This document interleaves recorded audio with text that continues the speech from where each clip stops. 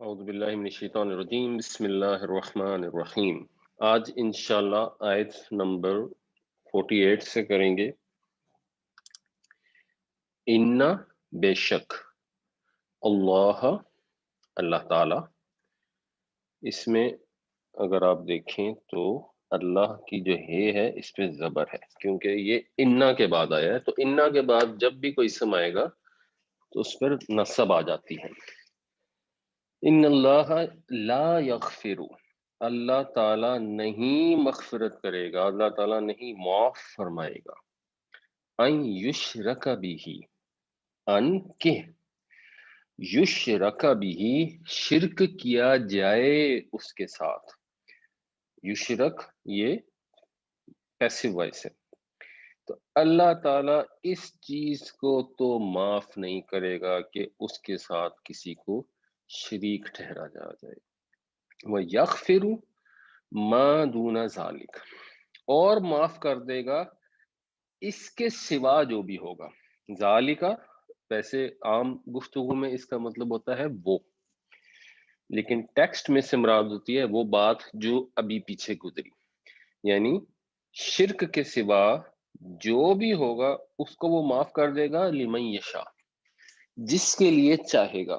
مطلب یہ کہ ایک تو ہوتی ہے توبہ، کہ انسان نے اپنے گناہوں سے توبہ کر لی، وہ انسان نے اگر شرک سے بھی توبہ کر لی تو ظاہر سی بات ہے وہ معاف ہو جائے گی، اور ان میں سے لوگوں کا مرتبہ جو ہے وہ صحابہ کرام جیسا بھی ہو سکتا ہے، یعنی اس وقت کے جو لوگ موجود تھے۔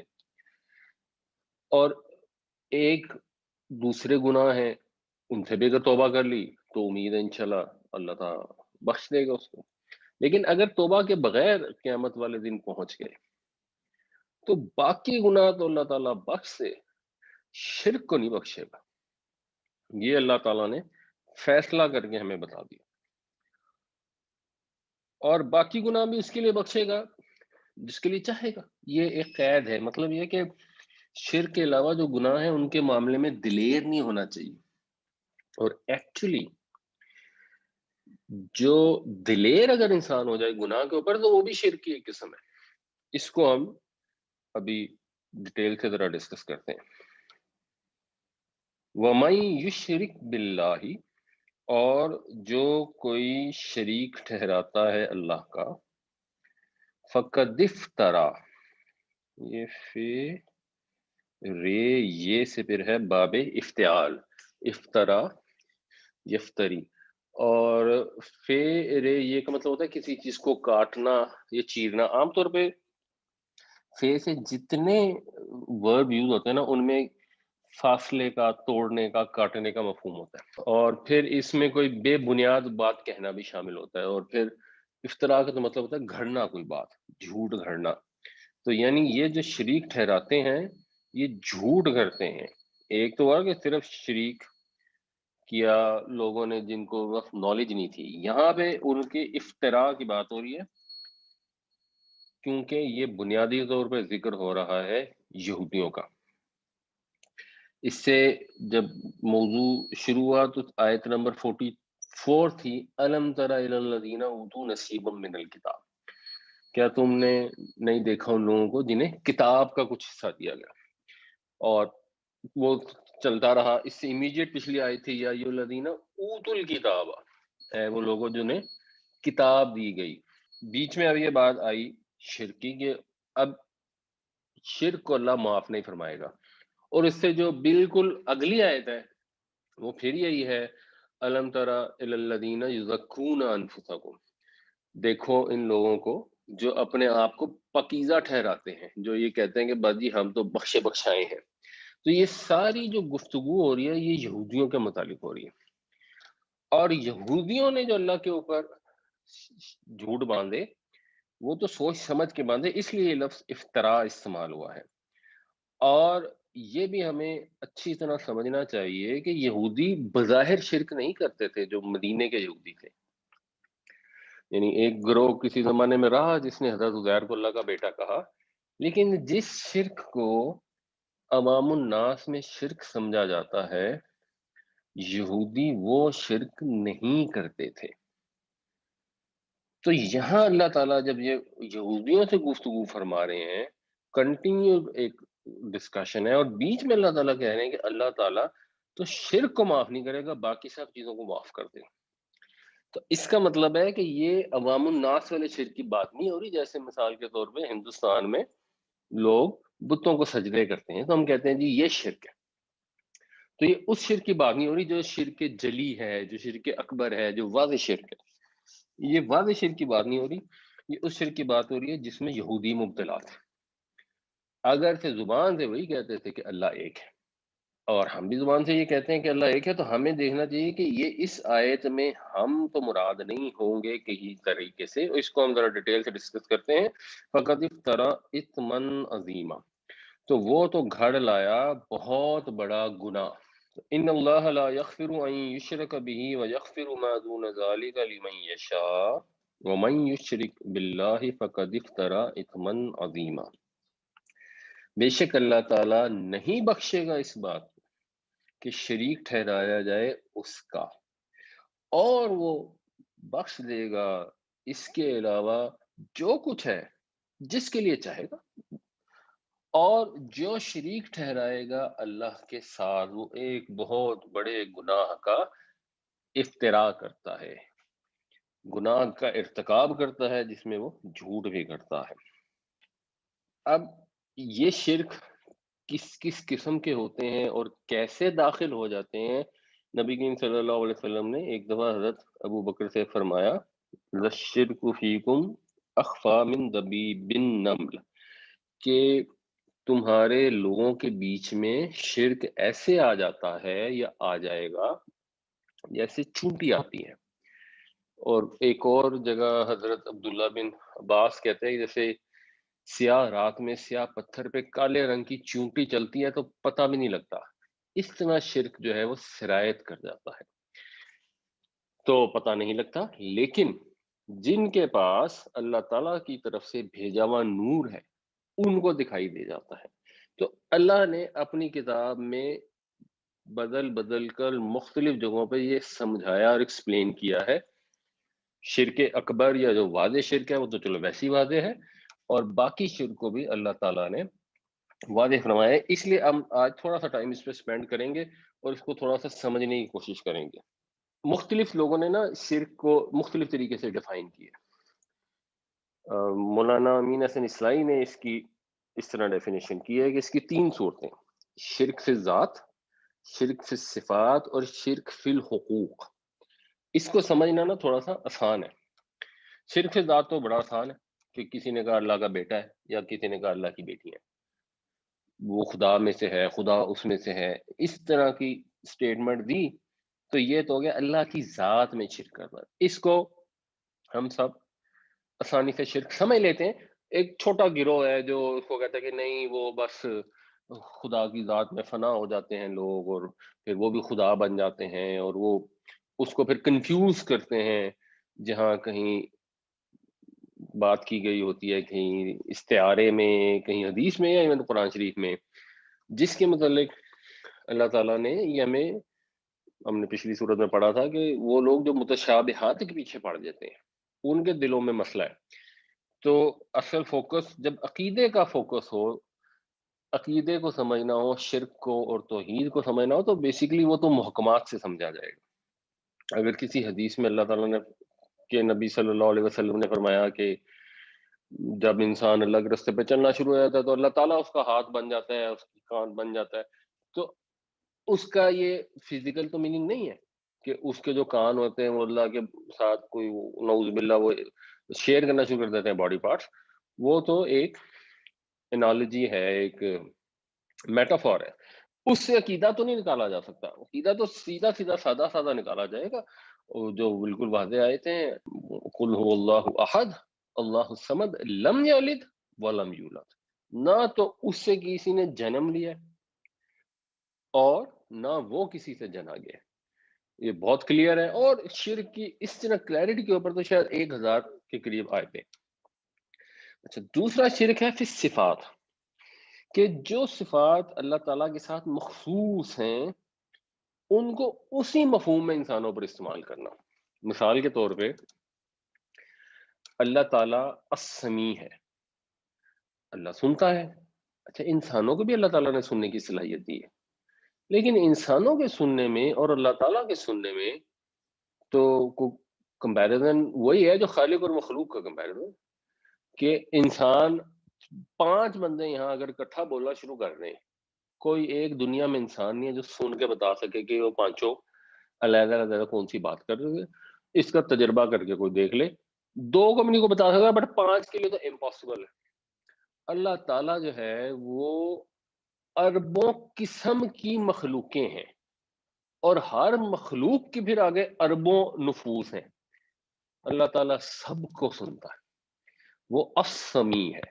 تو یہ جو اللہ کی صفات ہیں اس کے اندر جو اس معنوں میں جب مخلوق کو کنسیڈر کر لیا جائے، اور کوئی جی وہ لاکھوں لوگ حضرت علی کو پکارتے ہیں، حضرت علی سنتے ہیں، تو پھر یہ شرک ہو جاتا ہے۔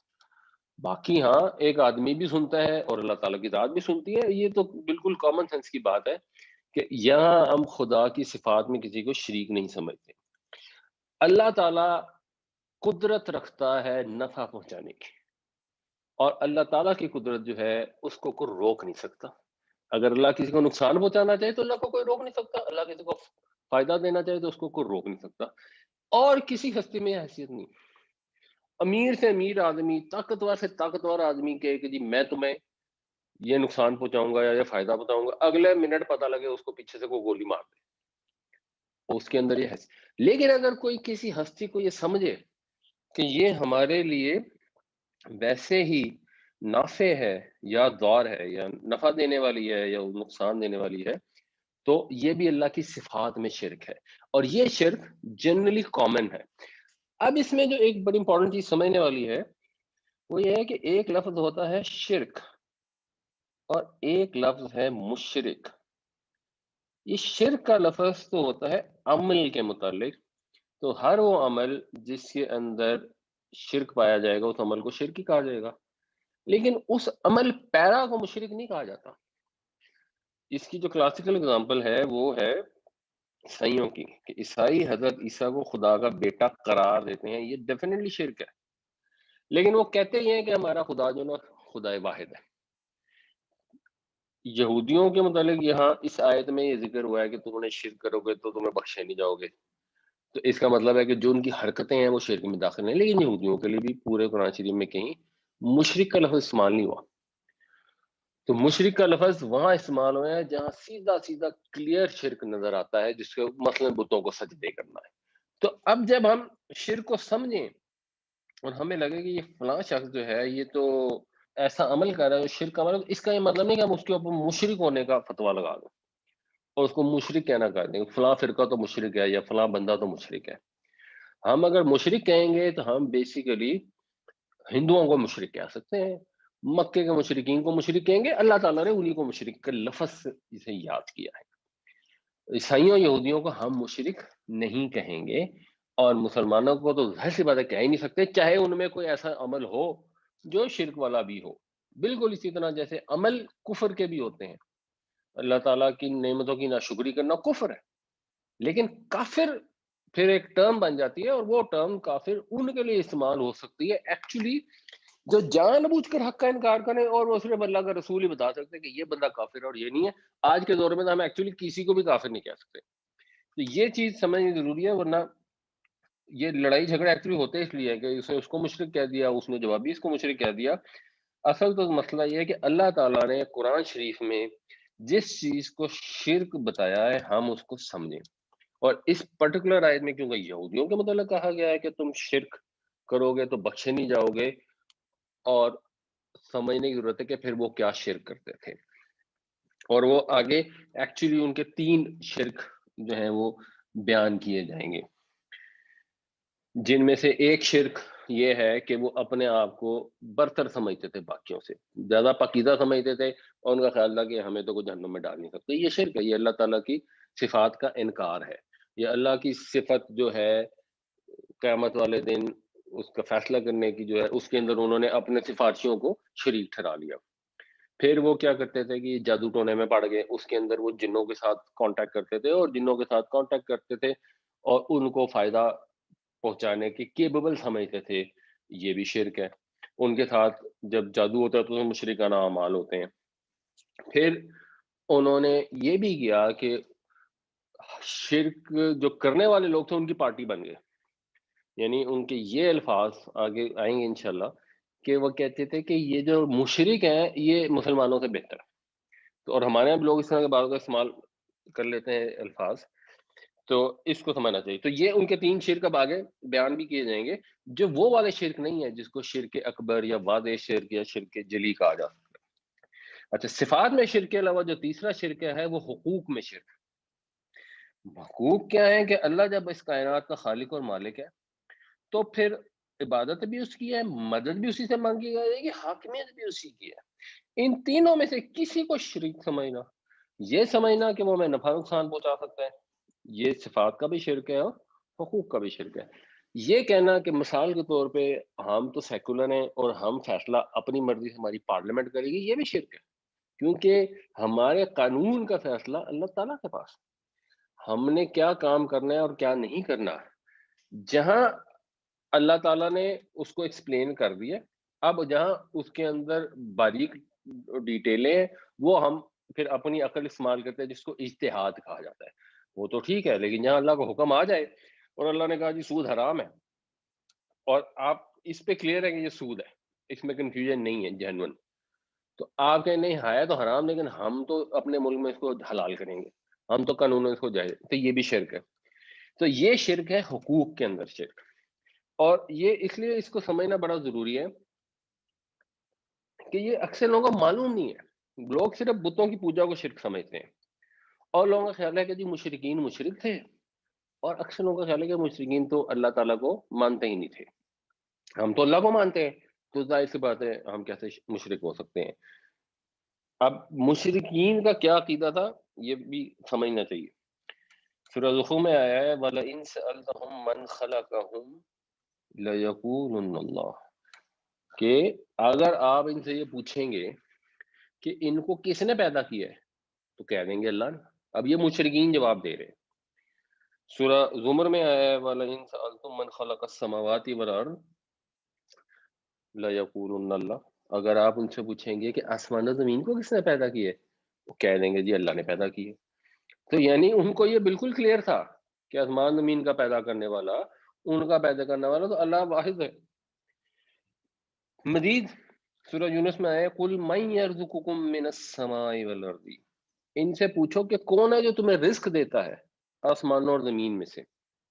ام من یملک السمع والابصار، اور کون ہے جو تمہاری کانوں اور آنکھوں کا مالک ہے۔ وَمَن یخرج الحی من المیت، اور کون ہے جو مردہ میں سے زندہ کو نکالتا ہے، بے جان سے جاندار کو پیدا کرتا ہے۔ وَيُخْرِجُ الْمَيِّتَ مِنَ الْحَيِّ، اور زندہ میں سے مردہ کو پیدا کرتا ہے۔ وَمَن يُدَبِّرُ الْأَمْرَ، اور دنیا کے کاموں کا انتظام کون کرتا ہے۔ فَسَيَقُولُونَ اللَّهُ، تو فوراً کہیں گے کہ اللہ۔ تو مشرکین کا یہ جواب اللہ تعالیٰ نے نقل فرمایا ہے کہ اگر آپ ان سے سوال پوچھیں تو ان کا جواب یہی ہے۔ تو ان کو اللہ تعالیٰ کے خالق ہونے میں، اللہ تعالیٰ کے ہر چیز کے اوپر قادر ہونے میں، اور تمام کاموں کا انتظام سنبھالنے میں سپریم بینگ ہونے میں ان کو کوئی کنفیوژن نہیں تھی۔ پھر اللہ کہتا ہے فَقُلْ أَفَلَا تَتَّقُونَ، تو پھر تمہیں ڈرتے ہی کیوں نہیں۔ انہوں نے یہ سب کر کے پھر 7 شریک ٹھہرائے ہوئے تھے کہ اصل میں یہ جو ہمارے بت ہیں یا فرشتے ہیں یا بزرگ ہیں جن کو پوچھتے تھے، یہ اللہ تعالیٰ نے خود ان کو اپوائنٹ کیا ہے کہ یہ ہمارے لیے یہ کام کرے۔ جیسے ہم بھی سمجھتے ہیں کہ مثلا شاید حضرت میکائیل علیہ السلام کو اللہ تعالیٰ نے اپوائنٹ کیا بارش برسانے کے لیے، تو ان کا یہ تھا کہ یہ فرشتوں کو اللہ نے اپوائنٹ کیا ہوا ہے، تو ہم بھی مانتے ہیں اور قرآن سے ہمیں پتہ لگتا ہے۔ وہ بھی یہی کہتے تھے، اب وہ کہتے ہیں اللہ نے اپوائنٹ کیا ہوا ہے تو ہم ان سے بھی مانگ لیتے ہیں۔ تو صرف وہ ہستی جس کو پوائنٹ کیا گیا ہے جو بارش برسا بھی دے، جب آپ اس سے مانگیں گے کہ میں بارش دے دوں تو وہ شرک ہو جائے گا۔ ان کا شرک یہ تھا۔ اب یہ سب وہ سمجھتے تھے، بنیادی وجہ کیا تھی؟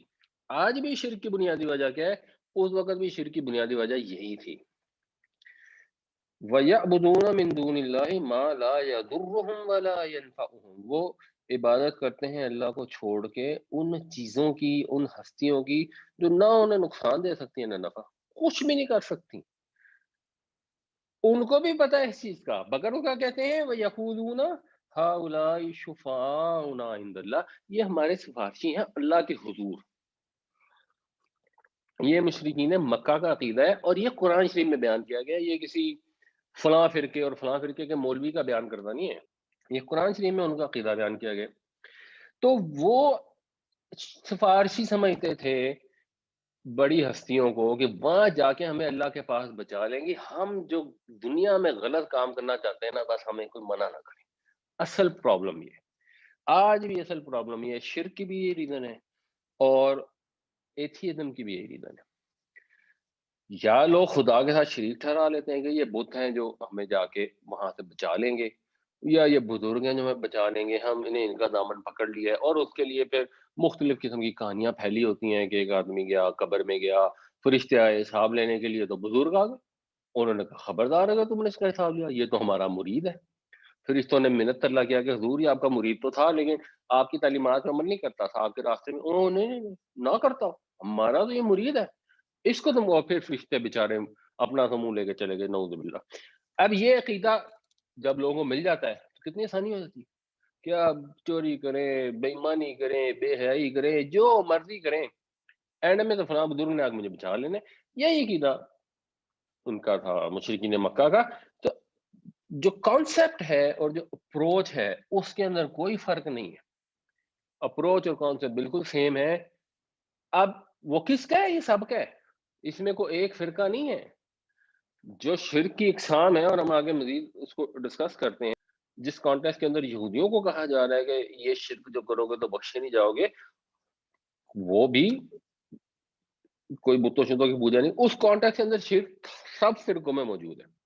تو اب اس کا حل کیا ہے؟ اس کا حل یہ کہ قرآن سے پڑھا جائے اور اپنی اصلاح کی جائے, اپنے اوپر اپنے آپ سے. اصل میں سوال کرنے والا تھا, اس ساری ڈسکشن میں یہ سوال نہیں ہوتا کہ یہ میرا ہمسایہ ہے نا, یہ مجھے لگتا ہے مشرک ہے, یہ وہ کام کرتا ہے جو شرک ہے. نہیں, یہ اس ڈسکشن کا نہ مقصد ہے نہ ہو سکتا ہے. یہ تو فیصلہ اللہ تعالیٰ قیامت والے دن کرے گا. اس ساری ایکسرسائز کا پرپز یہ ہوتا ہے کہ انسان آئینے کے سامنے کھڑے ہو کے اپنے آپ سے پوچھے کہ بھائی جان آپ نے جو یہ کام کیا تھا یہ شرک تو نہیں ہے کہیں. اب اس میں جو مشرکین مکہ میں یا اس سے پہلے بھی جو شرک شروع ہوا, اس کی اپیرنٹلی جو ریزن ہے, یہ صحیح بخاری میں تفسیر ہے بیسیکلی حضرت عبداللہ بن عباس کی طرف سے. وہ کہتے ہیں کہ یہاں جو بت جو مشرکین جن کو پوچھتے ہیں, ان میں سے کئی بت ایسے ہیں جو حضرت نوح علیہ السلام کی قوم کے لوگ پوچھتے تھے. پھر یا تو وہ کسی طریقے سے ان کے پاس آ گئے یا انہوں نے ان کی نقل بنا لی. اور یہ سورہ نوح میں نا یہ ذکر آتا ہے ان بتوں کے ناموں کا آتا ہے, ود, سوا, یعوس, یعوق. تو ان کے مطلب میں بتایا کہ یہ ود والا بت جو ہے وہ فلاں جگہ پہ ہے, وہ بنی کلب نے اس کو بت بنا لیا اور فلانی مقام پہ رکھ دیا وغیرہ وغیرہ. اور وہ پھر حضرت عبداللہ ابن عباس رضی اللہ عنہما کہتے ہیں کہ یہ نا جو نام بیان کیے گئے یہ نیک لوگوں کے نام ہیں حضرت نوح کی قوم میں سے. جب وہ فوت ہو گئے تو شیطان نے ان کی قوم کو یہ سمجھایا کہ ان کے بنا لو آستانے, جس جگہوں پر یہ لوگ بیٹھا کرتے تھے نا, یا ان کے آستانے بنا لو اور ان کے مجسمے بنا کے رکھ دو, اور ان کے نام بھی انہیں کے ناموں پہ رکھ دو. تو یہ انہوں نے بیسیکلی کیا. تو انہوں نے یہ شروع میں کیا عقیدت کے طور پہ, یہ ان کی پوجا نہیں کرتے تھے. پھر جب وہ نسل دنیا سے چلی گئی اور وہ ذرا نالج کم ہو گئی, جو انبیاء کی حضرت نوح علیہ السلام کی جو بھی چلی آ رہی تھی, جیسے ہمارے یہاں ہوتا ہے نا پہلے ایک صحابہ کا دور, پھر تابعین کا دور, پھر تبع تابعین کا دور. تو پھر جب اگلا دور آیا تو اس میں لوگ بھول گئے اور انہوں نے ان بتوں کی پوجا کرنی شروع کر دی. This is what happen in case of حضرت نوح علیہ السلام کو. تو اگر آپ اس کو ریلیٹ کریں تو آپ آسانی سے دیکھ سکتے ہیں کہ یہاں پہ بھی ایسا ہوا, اور اللہ کے نبی صلی اللہ علیہ وسلم نے اسی لیے منع فرمایا کہ میری جو قبر ہے اس کو جلسہ گاہ نہ بنانا. اچھا, اور اس کے متعلق بے شمار حدیث ہیں, ہم آپ اس کو بالکل بریفلی ڈسکس کر رہے ہیں. پھر انہوں نے کیا کیا کہ انہوں نے یہ عقیدہ رکھ لیا کہ جو فرشتے ہیں کیونکہ وہ ہر چیز کا انتظام سنبھالتے ہیں, تو انہوں نے ان کو نا خدا کی بیٹیاں قرار دے دیا. پھر یہ سورہ نجم میں ان کے نام بھی آئے ہیں, لات, عزا, منات, اور وہاں پہ اللہ تعالیٰ نے ایکچولی الفاظ استعمال کیے ہیں کہ الکم الذکر ولہ الانثی، کہ تمہارے تو ہوں بیٹے اور اس کی ہوں بیٹیاں، یعنی اگر تم نے خدا کے شریک بھی ٹھہرانے تھے تو اس کے لیے بھی بیٹیاں بنا دی، اپنے لیے تمہیں کہا کہ ہمیں تو بیٹے پسند ہیں کیونکہ وہ ان کے خیال میں اچھی وہ ہے اولاد، اور خدا کے لیے بیٹیاں کنسیڈر کر لی، یعنی کس قسم کی تقسیم ہے۔ پھر انہوں نے مزید کیا کیا کہ فرشتوں کو تو خیر سب مانتے ہیں کہ وہ ان کو اللہ نے وہ دیے ہوئے ہیں، کام اسائن کیے ہوئے ہیں، لیکن فرشتے سے مانگ نہیں سکتے کیونکہ اپنی مرضی سے وہ کچھ کر نہیں سکتا۔ پھر وہ جن کو نہیں اسائن کیا انہوں نے ان کو بھی بنا لیا۔ تو مثلا سورہ جن میں ہے اور یہ قرآن میں کئی جگہوں پہ ہے، انہ کان رجال من الانس یعوذون برجال من الجن فزادوہم رہقا، کہ انسانوں میں سے کچھ ایسے لوگ تھے جنہوں نے جنوں میں سے بعض کو پکارنا شروع کر دیا، ان کے دہائی دینی شروع کر دی، جیسے ہم اعوذ باللہ من الشیطان الرجیم، ہم اللہ کی پناہ طلب کرتے ہیں، انہوں نے جنوں کی پناہ طلب کرنی شروع کر دی کہ کسی بستی میں جا رہے ہیں تو جی یہاں تو کسی جن کا قبضہ ہے، تو جی اس سے پناہ طلب کر کے پھر بستی میں اس ویرانے میں سے گزرتے تھے، اگر کسی وادی میں سے جا رہے ہیں اور خیال ہے کہ اس وادی میں کسی جن کا قبضہ ہے تو اب اس سے نتیجہ کیا ہوا کہ انہوں نے الٹا ان کی شامت میں اور اضافہ کیا، پھر جنہوں نے بھی ان کو بیوقوف بنانا شروع کر دیا، اور جب آپ جنہوں سے کانٹیکٹ کرتے ہیں پھر جن آپ کو زیادہ انفلوئنس کر سکتے ہیں، اور پھر یہ جادو ٹونا بھی ہوتا ہے، اس کے اندر بھی جنہوں سے لوگ کانٹیکٹ کرتے ہیں۔ تو یہ ان کا سلسلہ تھا۔ پھر ظاہر ہے انہوں نے پکارنا بھی شروع کر دیا اور ان سے مدد مانگنی بھی شروع کر دی، اور اللہ تعالیٰ نے یہ واضح الفاظ میں بتایا ہے کہ ان الذین تدعون من دون اللہ لن یخلقوا ذبابا، کہ یہ جن کو بھی پکارتے ہیں اللہ کو چھوڑ کے، چاہے وہ پتھر کے بت ہیں، چاہے وہ قبروں کے اندر ہیں، چاہے وہ روحیں ہیں، چاہے وہ جن ہیں، چاہے وہ فرشتے ہیں، جس کو بھی پکارتے ہیں وہ تو ایک مکھی تک تخلیق نہیں کر سکتے، وَلَمْ بِجْتَمَعُوا لَهُ، تاکہ اگر وہ سارے کے سارے اکٹھے بھی ہو جائیں مکھی تخلیق نہیں کر سکتا کوئی۔ اور وَإِن يَسْلُبْهُمُ الذُّبَابُ شَيْئًا لَا يَسْتَنقِذُوهُ مِنْهُ، اور اگر مکھی اس سے کچھ لے جانا تو اس سے واپس نہیں لے سکتے، یعنی یہ تو آج ہمیں اب خیر سائنس سے پتہ لگا ہے کہ مکھی جب بھی کسی مثلا فوڈ آئٹم پہ بیٹھتی ہے تو اس کو جب وہ لے کے اڑتی ہے تو وہ اس کی زبان کے اندر ہی وہ انزائم شامل ہوتے ہیں کہ وہ زبان کے ذریعے اس کو لے کے اڑتی ہے اور ساتھ ہی وہ ڈائجسٹ ہو جاتا ہے۔ تو جو مثال کے طور پہ اگر اس نے کوئی گلوکوز کا پارٹیکل پک کیا ہے، وہ لے گئی ہے، تو اب آپ اسے واپس گلوکوز نہیں ریٹریو کر سکتے، یعنی چڑیا آ کے روٹی کا ٹکڑا لے گیا تو چڑیا سے آپ روٹی کا ٹکڑا واپس لے سکتے ہیں، مکھی کوئی چیز لے جائے تو وہ لے نہیں سکتے کیونکہ وہ امیڈیٹلی اس کی فارم چینج ہو جاتی ہے، وہ چیز ہی نہیں رہتی۔ تو ضعف الطالب والمطلوب، کتنے کمزور ہیں مانگنے والے بھی اور جن سے مانگا جا رہا ہے وہ بھی، تو سب کمزور ہیں، اللہ تعالیٰ کے سوا سب کمزور ہیں، چاہے کوئی بھی ہستی ہو تو کسی سے مانگا ہی نہیں جا سکتا۔ اور مزید اللہ نے واضح کر دیا کہ ان کے پاس کوئی ہے ہی نہیں، کسی کے پاس بھی۔ آپ ایک اسباب کے ذریعے کہتے ہیں نا کہ اچھا یار یہ سیڑھی ہے تو میں سیڑھی لگاؤں گا تو اوپر چڑھ جاؤں گا، یہ ایک اسباب اللہ تعالیٰ نے دیے ہیں، یہ ٹیمپریری ہیں، اس میں بھی آپ اعتماد نہیں کر سکتے کہ میں سیڑھی لگاؤں گا تو واقعی چڑھ بھی جاؤں گا، پتہ لگے سیڑھی لوز ہو، سیڑھی ٹوٹی ہو، آپ چڑھنے سے پہلے خود ہی فوت ہو جائیں، یا آپ دوائی کھائیں گے تو آپ پکا نہیں کہہ سکتے کہ میں ٹھیک ہو جاؤں گا، وہ بھی شرک میں پھر چلا جاتا ہے۔ جب آپ اسٹیٹمنٹ یہ دیتے ہیں، آپ یہی کہتے ہیں کہ میں دوائی کھا رہا ہوں، اللہ تعالیٰ انشاءاللہ مجھے شفا عطا کرے گا، یہ ہے توحید۔ آ گئی میں نے دوائی کھا لی ہے اب تو میں ٹھیک ہو جاؤں گا چاہے اللہ چاہے یا نہ چاہے۔ تو اس لیے ہم عام طور پہ ظاہر ہے ہم یہ الفاظ ادا نہیں کرتے کہ اللہ تعالیٰ نے چاہا تو میں ٹھیک ہو جاؤں گا، کرنے چاہیے، اور اگر نہیں بھی کرتے ہمارے بیک آف دا مائنڈ یہی کانسیپٹ ہوتا ہے، لیکن اگر یہ back of the mind concept نہ ہو تو دوائی سے یہ سمجھنا کہ میں ٹھیک ہو جاؤں گا یہ بھی شرک ہے، کیونکہ یولج اللیل فی النہار ویولج النہار فی اللیل وسخر الشمس والقمر کل یجری لاجل مسمى، وہ رات کو دن میں داخل کرتا ہے، دن کو رات میں داخل کرتا ہے، اس نے مسخر کر رکھا ہے سورج اور چاند کو، سب چلے جا رہے ہیں ایک وقت مقرر تک کے لیے۔ ذالکم اللہ ربکم لہ الملک، یہ ہے تمہارا رب اللہ، یہ اللہ ہے جو تمہارا رب ہے اور اس کی ہے بادشاہی، اس کا ہے اختیار۔ والذین تدعون من دونہ، اور جن کو تم پکارتے ہو اس کو چھوڑ کے، اللہ کو چھوڑ کے کسی کو بھی پکار لو اللہ کے مقابلے میں، چاہے وہ اس کے ولی ہوں، نبی ہوں، فرشتے ہوں، بت ہوں، جن ہوں، جس کو بھی پکارو، ما یملکون من قطمیر، وہ کھجور کی گٹھلی کے اوپر جو چھلکا ہوتا ہے نا، اتنا بھی اختیار نہیں ہے ان کے پاس۔ تو یہ ہے صحیح کانسیپٹ توحید کا۔ ان تدعوہم لا یسمعوا دعاءکم، اگر تم ان کو پکارو گے، یعنی ایک تو آپ اسباب سے پکارے ہیں نا، سامنے بندہ بیٹھا ہے، آپ نے اس کو چلو بلایا، اس نے آپ کی بات سن لی، ذرا دور کھڑا ہے، آپ نے چیخ کے پکارا، اس نے آپ کی بات سن لی۔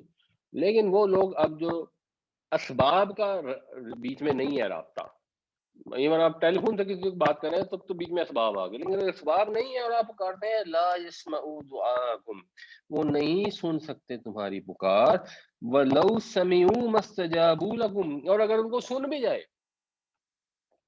کہ اگر ایک ہستی ہے وہ فوت ہو گئی ہے اور وہ قبر میں، جیسے بعض اوقات ہوتا ہے کہ کچھ چیزیں شاید مردوں کو سنوائی بھی جاتی ہیں، وہ نیک ہوں میت یا بد ہو، جو بھی ہو، دونوں کو سنایا جاتا ہے، تو وہ سن بھی لیں تو وہ تمہاری داد رسی نہیں کر سکتے۔ وَيَوْمَ الْقِيَامَةِ يَكْفُرُونَ بِشِرْكِكُمْ، اور وہ قیامت والے دن تمہارے شرک کا انکار کر دیں گے، وہ کہیں گے ہم نے نہیں کہا تھا کہ ہمیں شرک کرو اور ہمیں پکارو اور ہم سے مدد مانگو، ہمارے پاس تو اختیار ہے ہی نہیں۔ اچھا، یہ تو ہو گیا صفات کے اندر شرک، اور حقوق کے اندر ایک وہ شرک جو زیادہ تر لوگ ویسے کوشش کرتے ہیں کہ نہ کریں، یا بہت سارے لوگوں کی انڈرسٹینڈنگ یہ ہے کہ وہ نہیں کرتے۔ اس کے بعد ایک شرک ہے جو سورۃ توبہ میں آتا ہے، اتخذوا احبارہم و رہبانہم اربابا من دون اللہ، یہ عیسائیوں کی بات ہو رہی ہے، اس میں اللہ تعالیٰ فرماتے ہیں کہ انہوں نے اپنے جو علماء تھے اور جو اپنے صوفی تھے، جو راہب تھے، ان کو انہوں نے رب بنا لیا اللہ کے مقابلے میں، والمسیح ابن مریم، اور مسیح ابن مریم حضرت عیسیٰ علیہ السلام کو بھی انہوں نے رب بنا لیا۔ وما امروا الا ليعبدوا الها واحدا، اور حالانکہ ان کو تو حکم یہ دیا گیا تھا کہ صرف اور صرف اللہ واحد کی عبادت کرو، لا الہ الا ہو، جس کے سوا کوئی معبود نہیں، سبحانہ عما یشرکون، اور وہ پاک ہے اس چیز سے جو تو اس کے ساتھ وہ شریک ٹھہراتے ہیں۔ تو حضرت عدی بن حاتم کہتے ہیں کہ میں حاضر ہوا نبی کریم صلی اللہ علیہ وسلم کی خدمت میں، تو آپ پھر نا یہ ان آیتوں کی تلاوت فرما رہے تھے، اور اپیرنٹلی حضرت عدی نے سوال کیا کہ وہ اس پرٹیکولر حدیث میں ویسے وہ الفاظ نہیں ہیں، وہ دوسری حدیث میں الفاظ ہیں، کہ انہوں نے سوال کیا کہ ہم حضرت عیسیٰ کو تو اللہ کا بیٹا کہتے تھے، یہ ہمارے جو پادری ہیں ان کو تو نہیں ہم خدا بناتے تھے۔ تو اللہ کے نبی صلی اللہ علیہ وسلم نے فرمایا کہ اما انہم لم یکونوا یعبدونہم، کہ ہاں وہ ان کی عبادت نہیں کرتے تھے، ولکنہم کانوا اذا احلوا لهم شیئا استحلوا، جب وہ کسی چیز کو حلال کہہ دیتے تھے نا تو یہ اس کو ہر حال میں حلال ہی مانتے تھے، وَإِذَا حَرَّمُوا عَلَيْهِمْ شَيْئًا حَرَّمُوا، اور جب وہ حرام کہہ دیتے تھے تو کہتے تھے یہ حرام ہے، جس کو ہمارے یہاں عام طور پہ لوگ کہتے ہیں مفتی صاحب نے فتویٰ دے دیا ہے بس اب یہ جائز ہے، اور یہ مفتی صاحب نے فتویٰ دے دیا یہ ناجائز ہے، یعنی اگین اب جیسے ہم کہتے ہیں نا کہ ایک ہوتی ہے سننے کی صلاحیت، تو ایک صلاحیت ہے اللہ تعالیٰ کی، اور ایک انسان میں بھی صلاحیت ہے، اب اس میں فرق ہے۔ اسی طرح ایک ہوتا ہے آپ نے کسی سے علم پوچھنا ہے، بات جاننی ہے، تو آپ ایک جس بھی فرقے میں پیدا ہو گئے، چلو کوئی بات نہیں، سارے فرقے جو ہیں وہ جس کو فقہ کہتے ہیں، سارے فقہ جو ہے نا وہ سارے اس سینس میں ٹھیک ہے، کیونکہ ساروں نے اللہ کی کتاب سے، حدیث سے گائیڈنس حاصل کیا ہے، اور اس کی روشنی میں انہوں نے فقہ مرتب کی ہے۔ آج بھی جو علماء ہیں اکثر اس میں سے لیتے ہیں، لیکن غلطی تو ہو سکتی ہے ان سے، اور کسی کی نیت بھی خراب ہو سکتی ہے، تو جنرلی تو آپ اگر کسی بھی فقہ کو فالو کریں دیٹس فائن، لیکن آپ کو کسی نے آ کے ایکسپلین کیا کہ بھائی یہ جو فلاں آپ کے پاس فتویٰ ہے کہ یہ کام یوں کرنا ہے یا یہ کام جائز ہے، یہ طلاق واقعہ ہوئی ہے یا نہیں ہوئی ہے، یا یہ پروڈکٹ ٹھیک ہے بینکنگ کی یا نہیں ہے، تو اس کے اندر آ کے نہیں میں تو فلاں بزرگ کا ماننے والا ہوں، جو وہ کہیں گے وہ حلال ہے اور جو وہ کہیں گے وہ حرام ہے، تو یہ اگر آپ کام کریں گے تو یہ حلال اور حرام ٹھہرانا یہ اللہ تعالیٰ کا پروگیٹو ہے، یہ جب آپ انسانوں کو یہ دے دیتے ہیں تو اللہ کے نبی صلی اللہ علیہ وسلم نے یہ اس آیت کی تفسیر فرمائی، کیونکہ اللہ نے تو یہ بتا دیا ہے کہ انہوں نے اپنے راہبوں کو اور اپنے جو فقہا تھے ان کو انہوں نے رب بنا لیا تھا اللہ کے سوا، انہوں نے یہ شرک کیا ہے، آگے شرک کا لفظ بھی استعمال ہو گیا، تو اس کا مطلب یہ ہے کہ اگر ہم بھی یہ کام کریں گے تو یہ بھی شرک ہے. یعنی میں نے آپ کو ایک بات کہہ دی، آپ نے بھائی جو رضوان صاحب نے کہا وہ ٹھیک ہے، یہ بھی شرک ہے. کیونکہ جو میں نے کہا ہے وہ ٹھیک نہیں ہوگا. آپ جنرل فالو کرتے رہیں گے، جہاں پہ بھی کہیں اشکال پیدا ہوگا، کنفیوژن ہوگی یا سوال پیدا ہوگا کہ نہیں یہ بات مجھے تو ان کی سمجھ نہیں آئی، تو اگر آپ کو بات سمجھ نہیں آئی ہے اور آپ پھر بھی مان لیں عقیدت میں یا اتباع میں یا تقلید میں، تو یہ بھی رب بنانے کے مترادف ہے، کیونکہ یہ حق صرف اللہ کا ہے. اور نبی کریم صلی اللہ علیہ وسلم جو ہمیں حلال اور حرام بتاتے تھے، آپ کو اللہ نے یہ اختیار دیا کہ ہمیں حلال اور حرام بتائیں، کیونکہ اللہ تعالیٰ نے ہمیں ڈائریکٹ آ کے نہیں بتایا. تو حضور نے بتایا، اللہ نے بتایا، ہم نے اس کی اطاعت کرنی ہے. اگر ہمیں کوئی علماء بھی بتا دیں گے کہ جی قرآن اور حدیث کی روشنی میں یہ نتیجہ ہے، تو ہمیں اس کو بھی فالو کرنا ہے، انلیس کہ وہ یا کنونس کے نہیں ان کی بات غلط. رسول کی بات تو غلط ہو نہیں سکتی، وہ تو اللہ نے ہمیں بتا دیا کہ وہ تو غلط بات مجھ سے نکال ہی نہیں سکتے، وہ تو جو کہتے ہیں وہی کی روشنی میں ہی کہتے ہیں. تو جو لوگ حضور کی زندگی میں موجود تھے، وہ تو جو حضور نے فرمایا وہ اللہ کے حکم میں فرما رہے تھے، وہ اپنی اطاعت اس طرح نہیں کراتے تھے، وہ تو اطاعت اللہ کی بنیادی طور پہ ہوتی تھی. اب ہمیں اگر کوئی کہتا ہے اور وہ بات قرآن حدیث کی روشنی میں بتاتے ہیں تو ہمیں بھی بالکل ماننی چاہیے. لیکن اگر ہمیں لگے کہ نہیں یہ تو بات ہی ٹھیک نہیں ہے، یہ کہہ رہے کہ ہاں یہ اجارہ کی پروڈکٹ کر لو، یہ بالکل جائز ہے، یہ ڈیمینشنگ مشارکہ کر لو، تو اس میں اور اس بینک میں تو کوئی فرق ہی نہیں ہے. آپ میں تو خود بزنس مین ہوں، یہ مولوی صاحب کو تو اتنا بزنس آتا نہیں جتنا مجھے خود آتا ہے. تو یہ جو بھی ادھر ادھر مشکل موٹے موٹے لفظ تو یہ بولی جا رہے ہیں، لیکن چیز تو وہی ہے. اب آپ اس فتوے کی آڑ میں چھپ نہیں سکتے. اب آپ یہ نہیں کہہ سکتے جی مفتی صاحب اس کا جواب دیں گے، نہیں، آپ جواب دیں گے، کیونکہ اللہ نے مفتی کو حرام اور حلال کا اتھارٹی نہیں بنایا، وہ فیسیلیٹیٹر ہے. وہ ان کی خدمات ہیں، وہ آپ کے لیے فیسیلیٹیٹ کر رہے ہیں، ایفرٹ کر رہے ہیں. زیادہ تر کی نیت نیک ہے اور شاید ساروں کی نیت نیک ہو، واللہ عالم. لیکن آپ نے اپنا فیصلہ خود کرنا ہے. آپ نے یہ فیصلہ سوچ سمجھ کے کرنا ہے کہ چیز صحیح ہے یا غلط ہے. آپ اس چیز کو سمجھیں. آپ مثال کے طور پہ وہ ہمارے عزیز عبد الوارث گل صاحب ہیں، انہوں نے ہزاروں عیسائیوں کو مسلمان کیا. وہ ایک عیسائی کے پاس جائے، اس سے کہیں دیکھو میں تمہیں اسلام کی دعوت دینے آؤں، وہ جواب میں کہ جی میں تو پادری صاحب سے پوچھوں گا، کیونکہ یہ تو دین کی باتیں جو ہیں اس کے لیے تو 15 علوم چاہیے ہوتے ہیں. تو میں تو یہ خود تو فیصلہ کر ہی نہیں سکتا، بیکاز میرے میں تو عقل ہی نہیں ہے، اور مجھے تو اللہ نے اتنی عقل نہیں دی ہے کہ میں اپنے دین تو کتنا بڑا ڈیسیژن ہے دین کو چینج کرنا.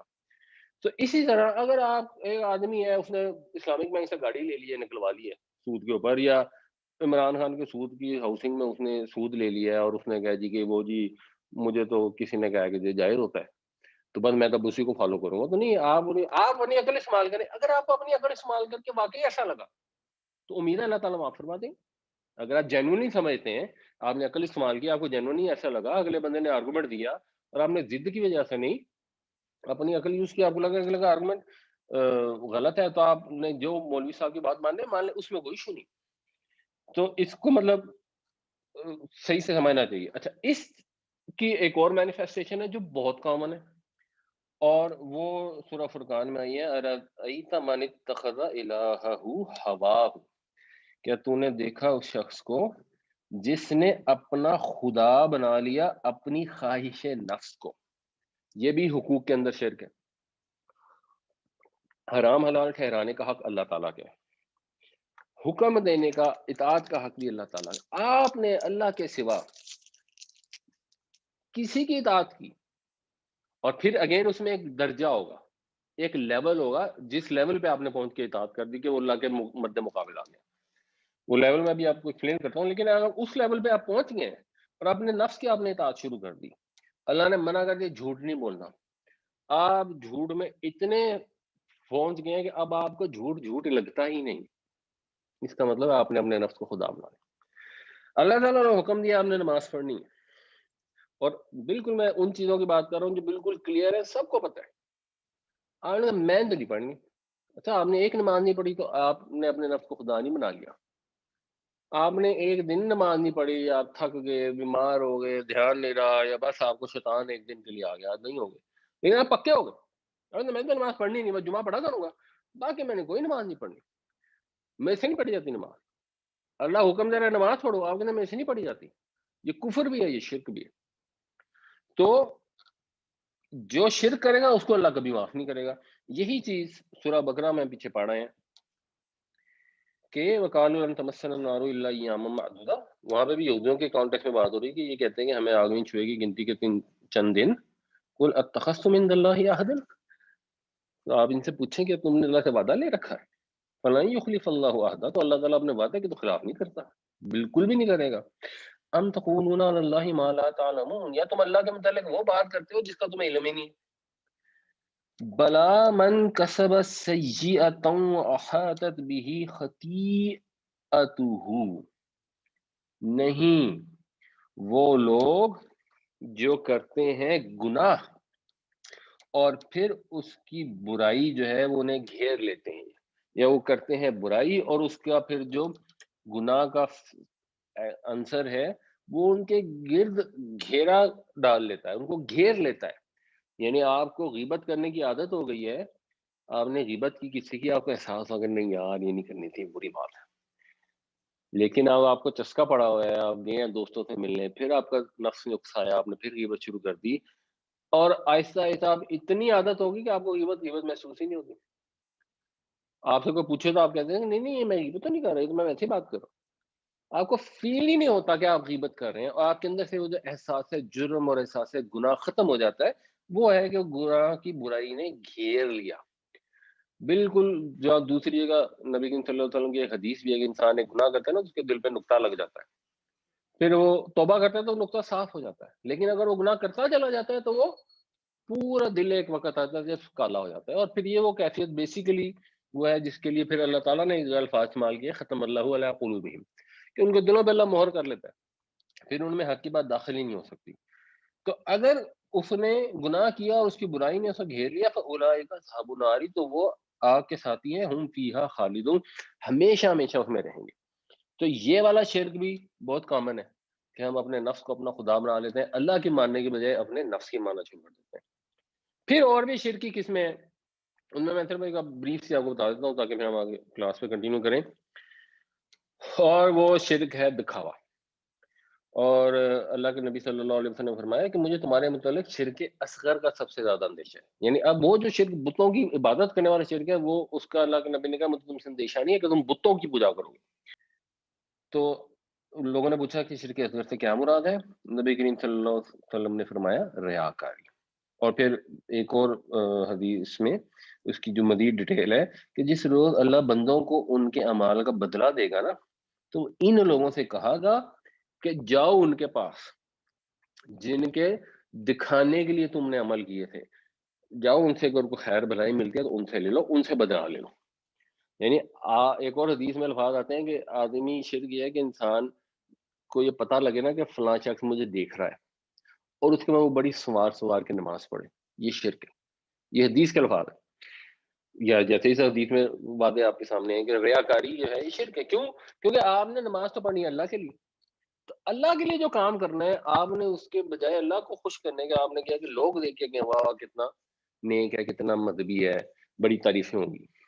آپ نے انفاق کرنا ہے اللہ کی خاطر، لیکن آپ نے انفاق کسی کو کیا اور بس ساری دنیا کو جا کے بتایا جی میں نے تو اس کو اتنے پیسے دیے اور میں نے فلاں اسپتال میں اتنا چندہ دیا تاکہ لوگ کہیں واہ واہ جی حاجی صاحب کتنے عظیم آدمی ہیں.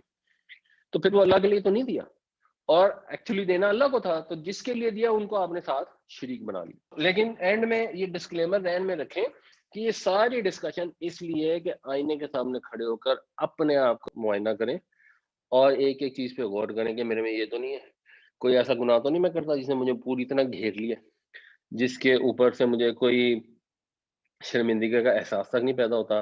کہیں ایسا تو نہیں کہ میں لوگوں کو دکھاوے کے لیے یہ عمل کرتا ہوں، کہ ایسا تو نہیں ہے کہ میں جب اپنے بچوں کو فیصلہ کرنا ہے کہ میڈیکل اسکول میں جانا ہے تو انجینئرنگ اسکول میں جانا ہے تو میں اپنا دماغ استعمال کرتا ہوں، اور جب دین کا معاملہ آتا ہے تو میں بالکل دماغ بند کر لیتا ہوں کہ نہیں جی میں تو جا کے کسی سے فتویٰ لے آؤں گا تاکہ بس مجھے فتویٰ مل جائے.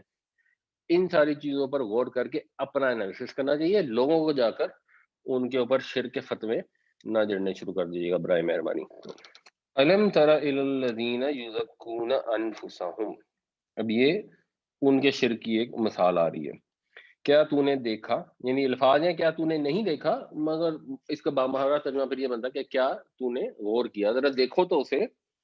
الی الذین، ان لوگوں کو، یزکون انفسہم، جو पाकीज़ा ठहराते हैं अपने आप को। लफ्ज़ी मतलब है जो पाक करते हैं अपने नफ्सों को।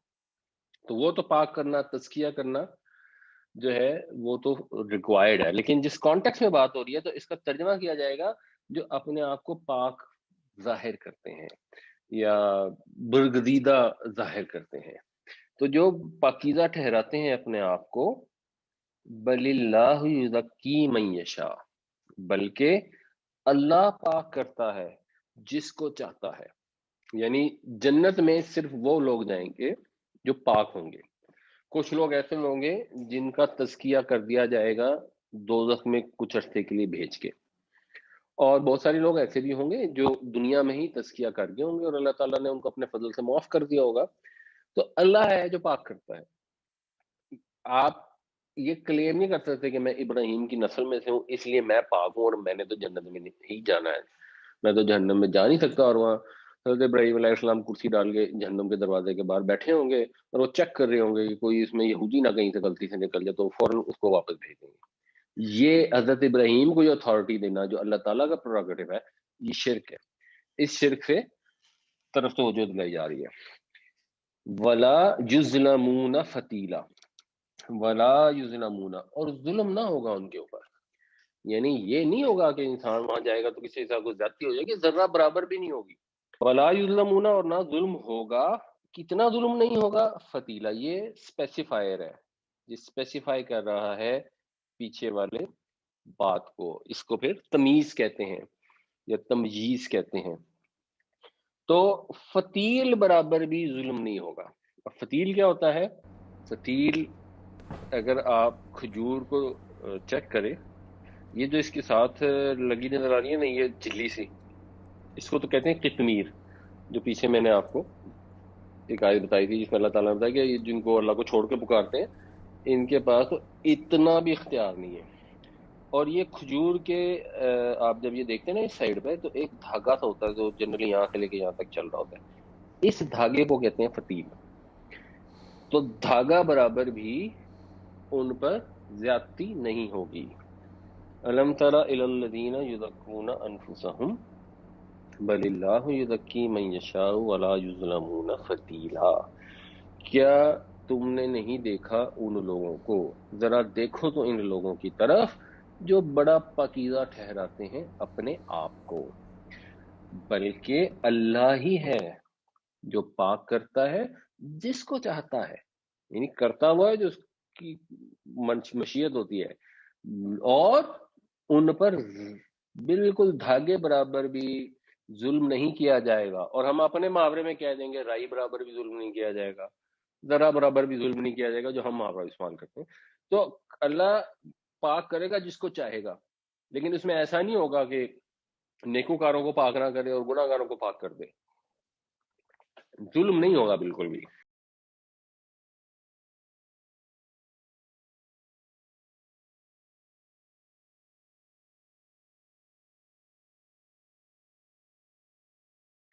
उन्जुर, ये यहाँ पर ना पेश अरबी कुरानों में नहीं लगी होती, और वो आमतौर पर इसका मकसद ये होता है कि अगर आप पीछे से जोड़ेंगे ना तो फिर आप जोड़ के पढ़ लेंगे।